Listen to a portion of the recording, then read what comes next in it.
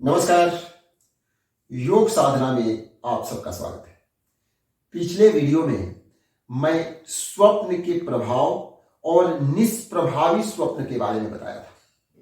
मैं नहीं बताया था, जो हमारे ऋषि मुनियों ने पुस्तक में उद्धृत किया है उसी का वर्णन करने का प्रयास किया था। आज मैं लेकर आया हूं कि कौन से स्वप्न अपशकुन माने जाते हैं या दुह स्वप्न माने जाते हैं, जिस स्वप्न का प्रभाव हमारे शरीर पर नकारात्मक पड़ता है।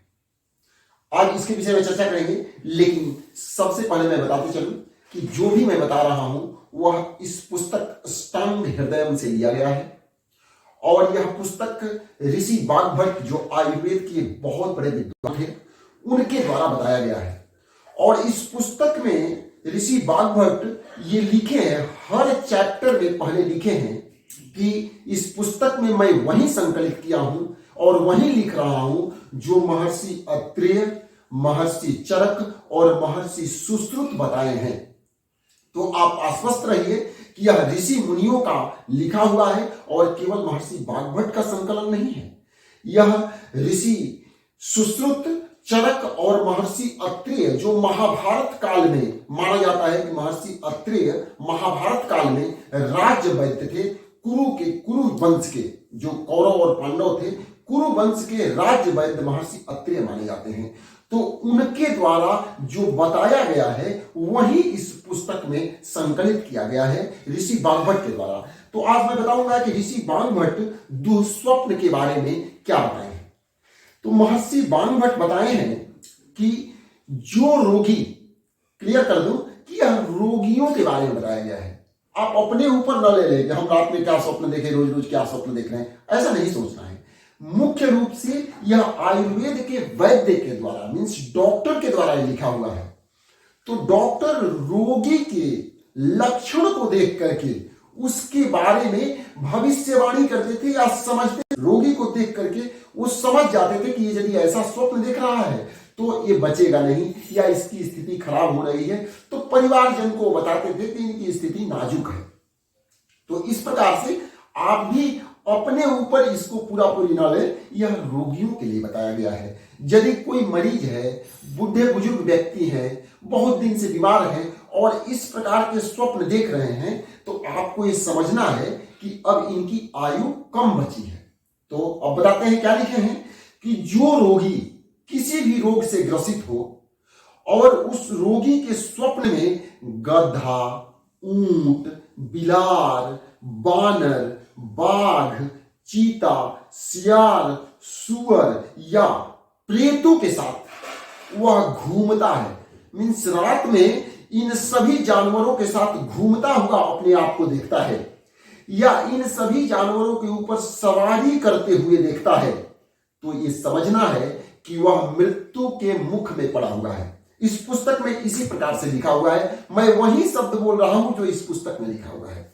इस पुस्तक के अष्टांग हृदयम के शरीर स्थानम के 6ठे अध्याय में इसका वर्णन किया गया है। यदि आप पढ़ना चाहते हैं तो इस पुस्तक को खरीद कर पढ़ सकते हैं।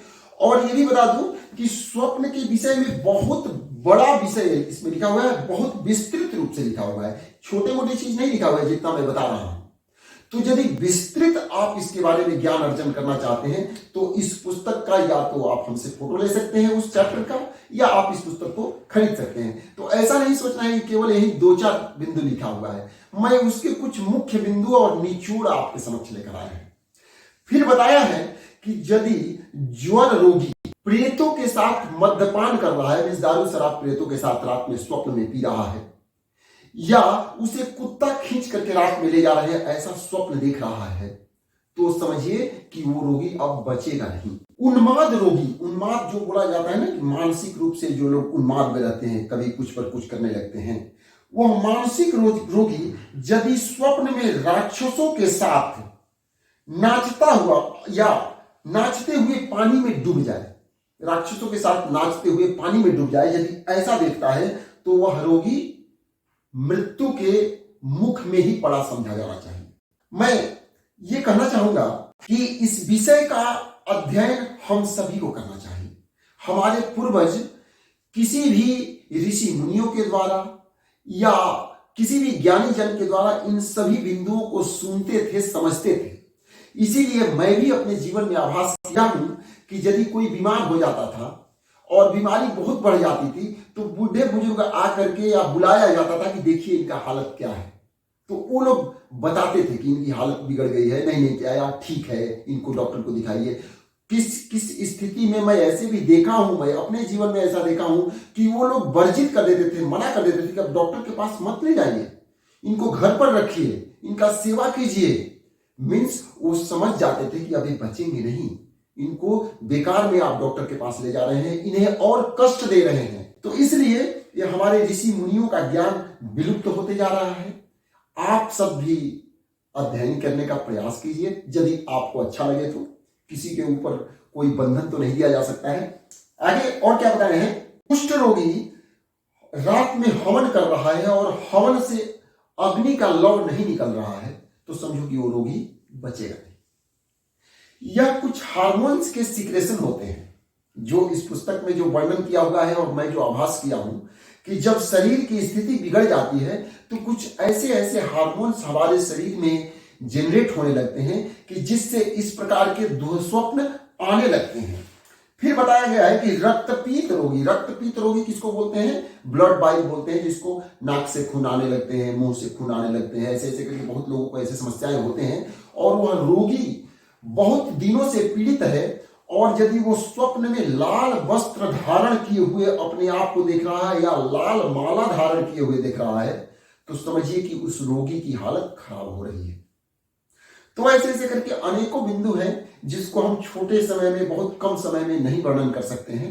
यदि आपको विस्तृत रूप में जानना है तो जैसे मैं बताया आप संपर्क कर सकते हैं। तो ये रहा दुःस्वप्न के बारे में। इसमें शकुन और अपशकुन के बारे में भी बताया गया है, लेकिन ये भी वर्णन किया हुआ है कि यह रोगियों के लिए ही बताया गया है कि यदि वैद्य रोगी के घर जा रहा है और कुछ ऐसी स्थिति बन गई, जैसे हम लोग कहते हैं कि बिलार रास्ता काट दी या हिरण सामने आ गया, तो कुछ ऐसे बताया गया है। हिरण को बहुत शुभ माना गया है। तो कुछ शकुन अपशकुन के बारे में भी बताया गया है। यदि आप अध्ययन करना चाहते हैं तो इस पुस्तक का अध्ययन कर सकते हैं। आपको यह विषय कैसा लगा अवश्य बताइएगा। धन्यवाद।